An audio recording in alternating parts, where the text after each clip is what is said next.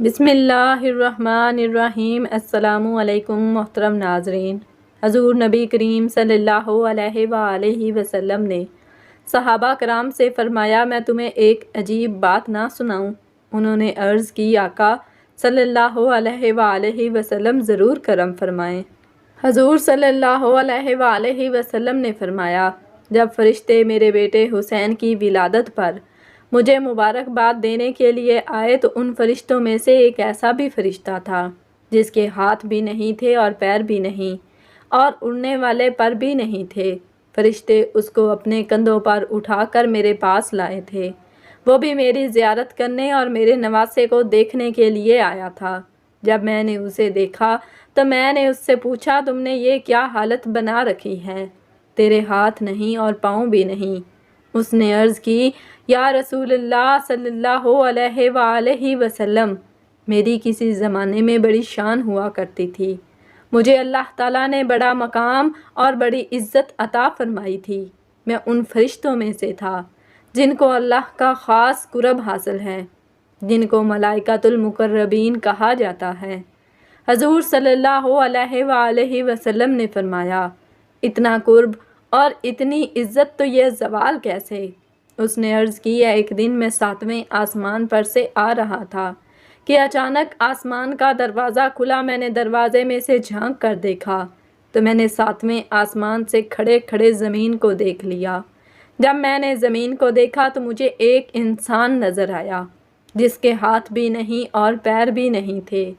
میں نے دل میں سوچا کہ ایسی زندگی کا کیا فائدہ جس میں انسان کے ہاتھ بھی نہ ہوں اور پیر بھی نہ ہوں؟ اس سے تو بہتر ہے کہ بندہ مر جائے، بندے کو موت آ جائے۔ جب یہ بات میرے دل میں آئی تو اللہ تعالیٰ میری اس بات پر ناراض ہو گیا۔ اللہ جلال میں آ گیا اور فرمایا، اے فرشتے، تو نے یہ بات کیوں کی؟ جس کو یہ تکلیف پہنچ رہی ہے وہ میرا گلہ نہیں کر رہا، موت کی تمنا نہیں کر رہا، تجھے زیادہ اس بندے کا خیال ہے۔ میں جو بھی کرتا ہوں بہتر کرتا ہوں، میں کسی سے زیادتی نہیں کرتا، کسی کو دے کر آزماتا ہوں اور کسی سے لے کر آزماتا ہوں۔ میں نے عرض کی، مولا غلطی ہو گئی۔ اللہ نے فرمایا، جب نوری غلطی کریں گے تو خاکیوں کا کیا بنے گا؟ اللہ تعالیٰ نے یہ فرمایا اور ساتھ ہی مجھے سزا مل گئی اور میرے پر جل گئے، ہاتھ ختم ہو گئے، پاؤں کٹ گئے۔ اللہ نے مجھے اس وقت الٹے منہ فلاں جزیرے میں زمین پر گرا دیا۔ میں بلند تھا مگر افسوس پستی پر آ گیا۔ میں آسمان پر تھا، افسوس زمین پر آ گیا ہوں۔ حضور صلی اللہ علیہ وسلم نے فرمایا، تجھے کتنا عرصہ ہو گیا ہے زمین پر آئے ہوئے؟ عرض کی، آقا صلی اللہ علیہ وسلم، 7 صدیاں بیت گئی ہیں۔ حضور صلی اللہ علیہ وسلم نے فرمایا، تو جزیرے میں قید تھا، مدینے میں پھر کیسے آ گیا؟ عرض کی، یا رسول اللہ صلی اللہ علیہ وسلم، 700 سال سے میں جنگل میں پریشان تھا۔ میں رو رو کر اللہ تعالیٰ کو مناتا رہا لیکن اللہ نے میری خطا معاف نہ فرمائی۔ آج میں جزیرے میں زارو قطار رو رہا تھا کہ فرشتے اسی جزیرے سے گزرے۔ جب گزرنے لگے تو انہوں نے مجھے دیکھ کر پہچان لیا کہ یہ تو ہمارا ساتھی ہے، یہ یہاں کیسے؟ فرشتے میرے پاس آئے اور میرا حال پوچھا۔ انہوں نے بڑا افسوس کیا۔ جب یہ آپ کی خدمت میں آنے لگے تو میں نے ان سے پوچھا کہ آج یہ اتنے فرشتے کہاں جا رہے ہیں؟ ان فرشتوں نے مجھے بتایا کہ کیا تمہیں پتہ نہیں کہ زمین پر اللہ کے آخری نبی حضرت محمد صلی اللہ علیہ وآلہ وسلم تشریف لا چکے ہیں؟ اللہ نے اپنے محبوب کی بیٹی حضرت بی بی فاطمہ کو ایک چاند سا بیٹا عطا فرمایا ہے۔ ہم اللہ کے حکم سے حضرت امام حسین کی ولادت کی خوشی میں حضور صلی اللہ علیہ وآلہ وسلم کو مبارکباد دینے جا رہے ہیں اور بچے کی زیارت بھی کرنے جا رہے ہیں۔ میں نے فرشتوں کو کہا کہ خدا کے لیے مجھے بھی حضور صلی اللہ علیہ وآلہ وسلم کی خدمت میں لیتے جاؤ، شاید میری بھی بگڑی بن جائے۔ حضور صلی اللہ علیہ وسلم، فرشتے مجھے اس جنگل سے اٹھا کر اللہ کے حکم سے آپ کی خدمت میں لے آئے ہیں۔ آقا کرم فرمائیں، میں آپ کی شہرت کے ڈنکے آسمانوں پر سنا کرتا تھا۔ آپ اللہ کے محبوب ہیں، آخری نبی ہیں، مہربانی فرمائیں۔ اسی بچے کی محبت کا واسطہ میرے لیے دعا فرمائیں۔ اللہ مجھے معاف فرما دے۔ مجھے یقین ہے آپ کے ہاتھ میرے لیے دعا کے لیے اٹھ گئے تو اللہ میری تقدیر بدل دے گا۔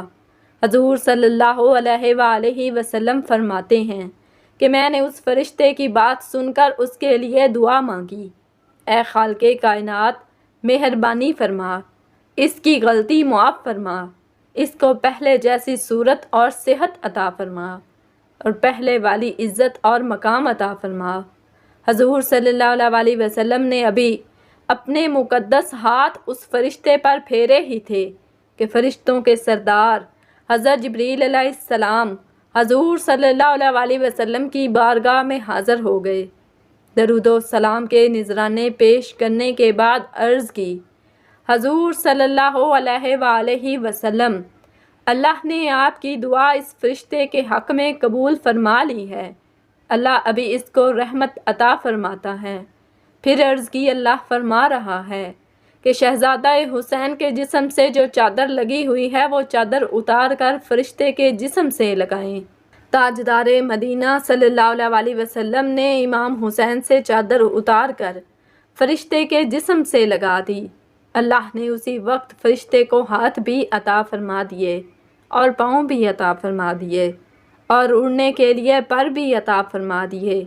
یہ شان ہے حضرت امام حسین کی چادر پاک کی، جو فرشتے کے جسم پر لگی تو اللہ نے فرشتے کو صحت عطا فرما دی۔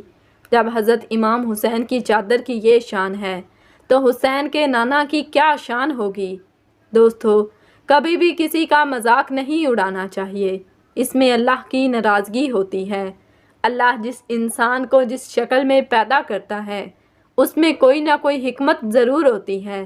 اللہ سے دعا ہے کہ وہ ہمیں برائیوں سے بچا کر نیک اعمال کرنے کی توفیق عطا فرمائے اور حضور صلی اللہ علیہ وسلم سے سچی پکی محبت عطا فرمائے۔ آمین یا رب العالمین۔